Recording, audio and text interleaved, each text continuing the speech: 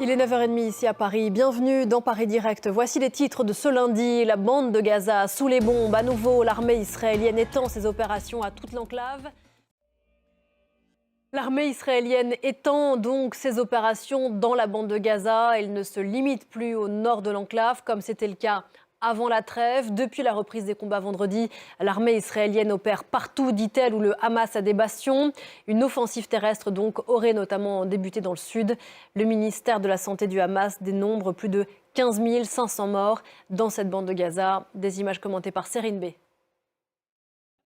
Et les ONG s'inquiètent de ce que ces bombardements ont repris depuis vendredi. Le porte-parole du Comité international de la Croix-Rouge, le CICR, Frédéric Joly, était mon invité tout à l'heure. Il parle d'une génération d'amputés à Gaza. Écoutez. Le document à présent de Paris Direct, il nous emmène aujourd'hui à Hébron. C'est la ville la plus peuplée, non pas de Gaza, mais de Cisjordanie. Les tensions entre Palestiniens d'un côté, plus de 200 000, et les colons israéliens, moins d'1 millier, ont monté d'un cran depuis les attaques du Hamas du 7 octobre dernier.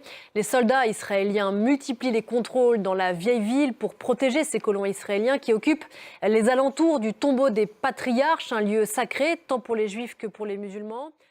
Et on se retrouve juste après pour en parler. Il a été tourné dans des conditions très particulières.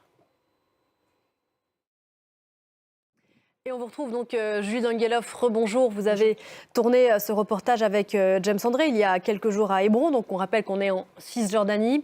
Hébron, c'est une ville très symbolique, voire historique de ce conflit israélo-palestinien. Oui, c'est une ville vraiment très symbolique parce qu'on le voit dans le reportage, il y a ce tombeau des patriarches.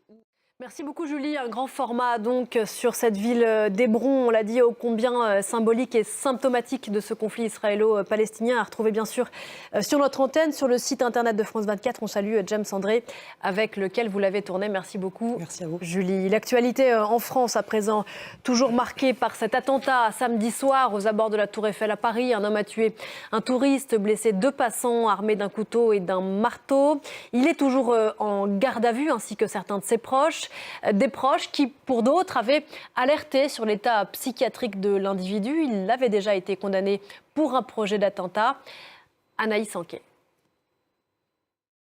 Voilà pour ces dernières informations à propos de cet attentat donc samedi soir à Paris qui a fait un mort et 2 blessés. C'est la fin de ce Paris Direct. Tout de suite le journal de 10h avec Elisabeth Alain qui reviendra bien sûr sur la reprise des combats et des bombardements israéliens sur la bande de Gaza. On se retrouve demain avec Damien Coquet et toute l'équipe de Paris Direct. Très bonne journée.